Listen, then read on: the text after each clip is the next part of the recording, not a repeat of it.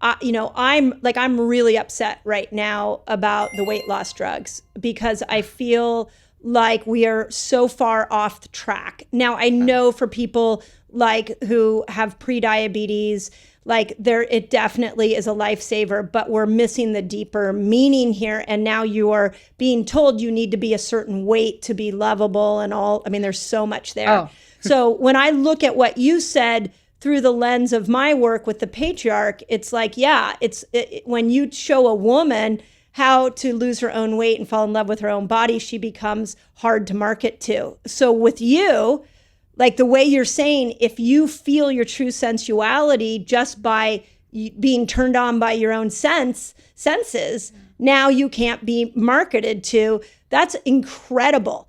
Now, one of the things about sensuality that I think is interesting is I equate sensuality to creativity. Mm-hmm. And when we get tapped into that creative side, I had Martha Beck on this podcast, and she was sharing that why she thinks anxiety is up is because we are all in our left brain, and our whole world has been created by this left brain patriarch, and we aren't in our creative right brain. And she said the brain was never meant to be only one hemisphere used. It was meant for both hemispheres used. And when we come into that wholeness, now the anxiety goes away. I'm thinking that what you just said is that we were never supposed to outsource our sensuality. We were supposed to build it from within. And what you're doing is bringing women back to an energy that was supposed to be there that the patriarch took away. Yes. Absolutely, Mindy. Thank you for summarizing it so beautifully. When I was doing research for my book, one of the things that I stumbled upon was when Native American women and tribes would celebrate a girl beginning her period by decorating her hair with flowers, lighting a fire, and dancing around the fire and singing as a celebration of her stepping into this era of her life, this time of becoming a woman. And the colonizers would be hiding in the woods and finding these women dancing, and they would come and rape them. And so the movement of a woman's body was enticing. And again, men thought, oh, well, I now feel turned on, so I get to take that thing. So that practice, that art, that rite of passage, that ritual started to be something women feared. So they completely stopped it. Because I was looking for rites of passage when girls started their period, why we don't still have those. And there's a lot of trauma around why that got stopped. And so a lot of my work, and when we talk about sensuality, is movement and flow and getting women out of their seats and dancing and moving in pretty primal ways. And I showcase that and I demonstrate it. And women are terrified of their own bodies. They're terrified of moving and what gets stirred up as they start moving. And what I said to women is like, listen, with all due respect, meditation and yoga are beautiful, but both were created by men for the practices of men. And when you think about masculine versus feminine energy, right, like that container and that stillness, beautiful. I love both practices, but those alone are not enough for me, Mindy. I need my dance. I need my movement. Women are just like the 28-day moon cycle. Women are created with that constant change and flow. And if we are constantly sedentary, operating just from our cerebral space and not from our womb space, all of our creativity lives down there. And if we're never moving any of that, how do I even know what it is that I want, what I desire? So sometimes when I'm in a session with a woman, I'm like, let's get up out of your seat. I'm going to get up with you. Let's move. Just close your eyes and listen to the sound of my voice.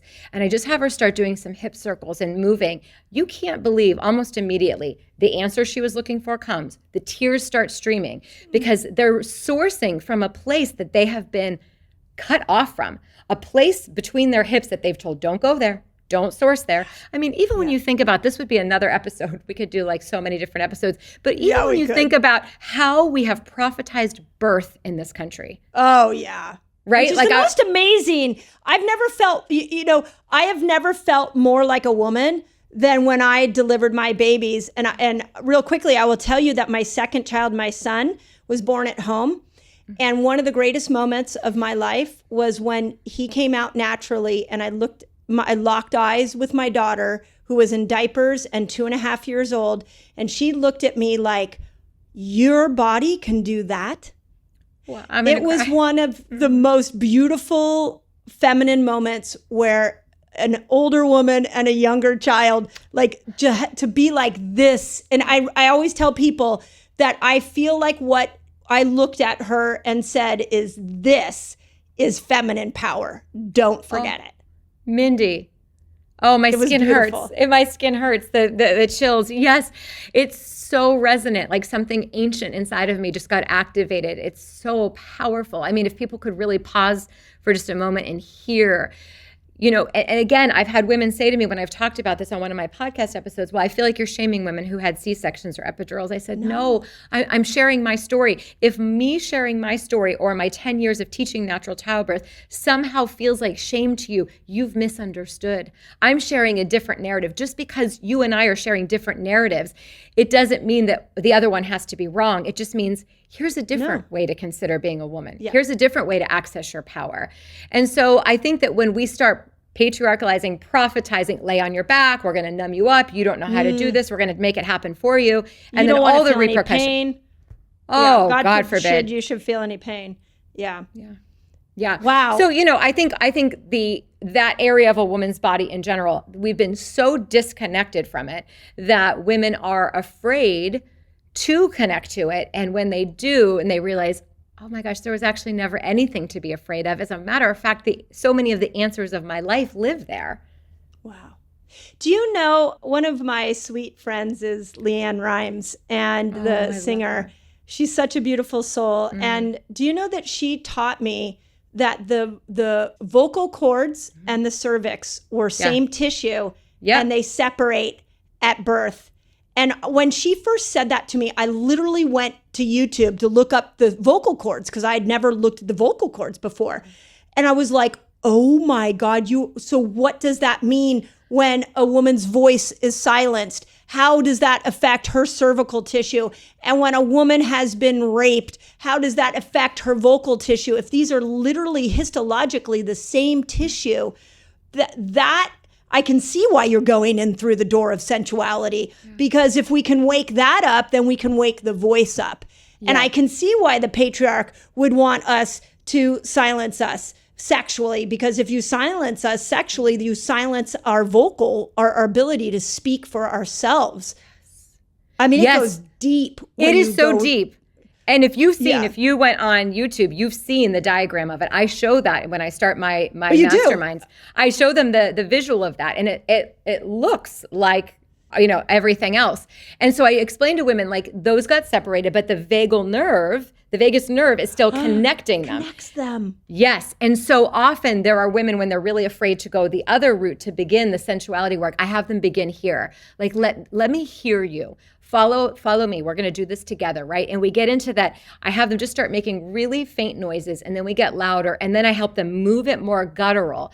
And as this starts to come more alive and open, naturally everything else does eventually, right? So every woman needs a different way of getting there. The journey is a bit different for every woman depending on what kind of trauma she's dealing with. But I have a really beautiful, insanely powerful rage release practice. That rage release practice includes a lot of vocals, right? And a lot of movement that is very primal and very feminine and very sensual. So it's helping, because rage is just unalchemized passion, right? You have rage, and God forbid we don't want women to be angry. You have to be pleasing and pretty. No. Don't be upset. The culture would not like that.